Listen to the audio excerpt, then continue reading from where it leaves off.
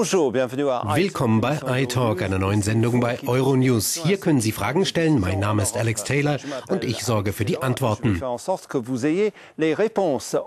Unser heutiger Gast ist Thierry Frémaux, der künstlerische Leiter der Filmfestspiele von Cannes.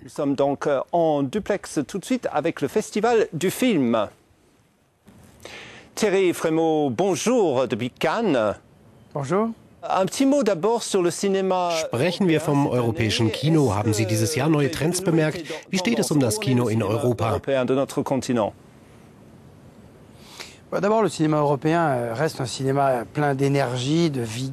Das europäische Kino strotzt vor Kraft, Energie und Engagement. Das hängt mit seiner langen Tradition zusammen. Diese Filmindustrie ist sehr mächtig, weil es viele Käufer, Vertreiber und Produzenten gibt, die sich vom weltweiten Kino ernähren und das italienische, spanische und französische Kino versorgen. Ich bin also immer sehr froh, wenn hier in Cannes ein starkes europäisches Kino repräsentiert ist. On est toujours content, nous, d'avoir une telle force dans le cinéma européen présente ici à Cannes. Gibt es unter den tausenden europäischen Filmen, die Sie gesehen haben, Beiträge, die Sie überrascht haben?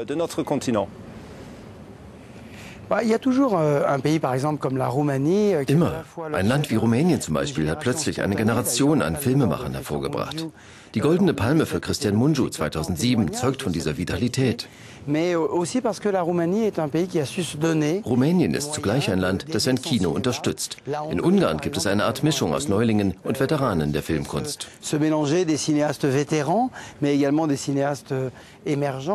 Thierry Frémaux, einer unserer Zuschauer, Frédéric, hat eine Frage für Sie. Auf dem Filmfestival in Cannes dreht es sich mittlerweile mehr um Stars und Sternchen als um das eigentliche Thema, das Kino und die Filme. Was halten Sie davon?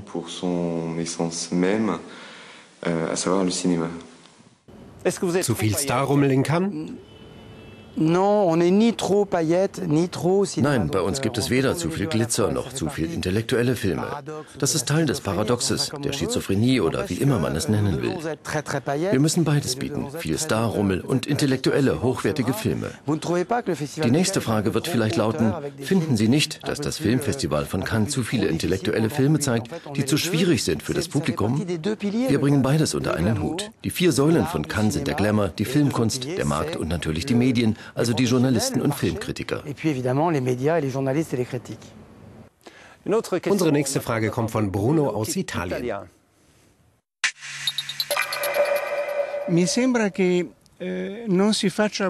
Macht das Festival genug, um die Filmkunst von den anderen Kontinenten zu fördern? In Asien und Lateinamerika gibt es viele interessante Filme und es wäre schön, wenn man mehr über sie sprechen würde. Soprattutto in Asia e in America Latina. Mi piacerebbe che si parlasse di più di questo. È possibile? Beim Filmfestival von Cannes ist viel und häufig vom lateinamerikanischen Kino die Rede. Von Brasilien über Mexiko, Chile, Argentinien bis hin nach Venezuela. Wir haben immer Beiträge aus diesen Ländern. Und was Asien anbelangt, nun, niemand hat mehr als das Filmfestival von Cannes gemacht, um Beiträge aus Korea, Malaysia, den Philippinen, Thailand und Singapur zu zeigen. Man sollte das Filmfestival von Cannes nicht auf einen Dialog zwischen Europa und Hollywood reduzieren. David aus Spanien hat auch eine Frage für Thierry Frémaux.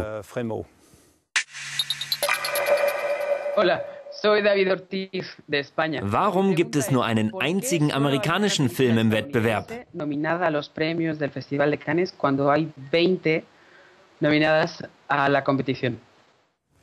Il y a en effet une tendance à ce qu'on retrouve moins de films américains en compétition et l'explication est Es gibt in der Tat weniger amerikanische Filme im Wettbewerb. Die Erklärung ist sehr einfach. Die Amerikaner drehen seit 30 Jahren Blockbuster für die Jugendlichen und das breite Publikum. Sie fördern weniger ihr Außenseitertum und ihre Filmautoren. Als Robert Altman, Jerry Schatzberg oder Martin Scorsese in den 70er Jahren ihre Filme zeigten, gewannen sie die Goldene Palme. Heute ist es sehr schwierig und ich glaube, dass eher Schauspieler wie Brad Pitt, Sean Penn und Robert De Niro eine gewisse Idee der Filmkunst verkörpern. Bei den Studios ist diese Idee ein wenig verloren gegangen. sélection-là, qui parfois, chez les studios, s'est un peu perdu, parce que, pour des questions de marketing. Aus finanziellen Gründen sind sie dazu gezwungen, Filme für ein breites Publikum zu machen.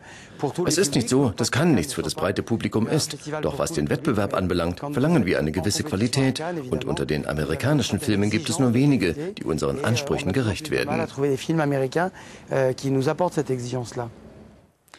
Von Cannes nach Paris, wo Bruno eine Frage hat. Sind Sie immer mit den Preisträgern des Filmfestivals einverstanden? Und was würden Sie tun, wenn Ihnen die Wahl ganz und gar nicht gefällt? Est-ce que vous avez votre mot à dire? Le jury, non, nous n'avons pas notre mot à dire. Le jury est complètement indépendant, souverain. Wir haben da nichts zu sagen. Die Jury ist vollkommen unabhängig. Es gibt ein Treffen zu Beginn und eines am Ende des Filmfestivals. Wenn die Preisträger festgelegt werden, greifen wir nicht ein, denn die Jury muss ihre Entscheidungen alleine und ohne Einfluss von außen treffen.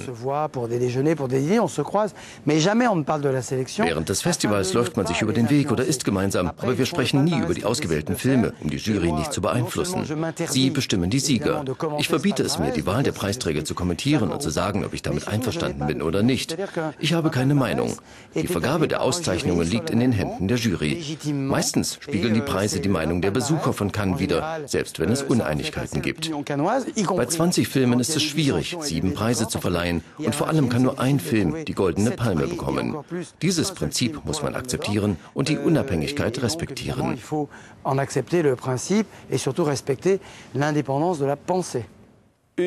Eine Frage aus Lyon.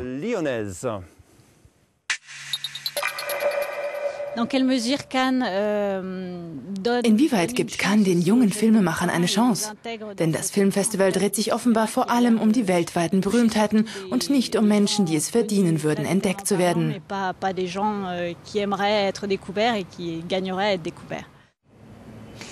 Oui, non, il est faux de dire que Cannes ne fait que consacrer des gens déjà connus. Ça fait partie des Es stimmt nicht, dass Cannes sich nur den bekannten Menschen widmet.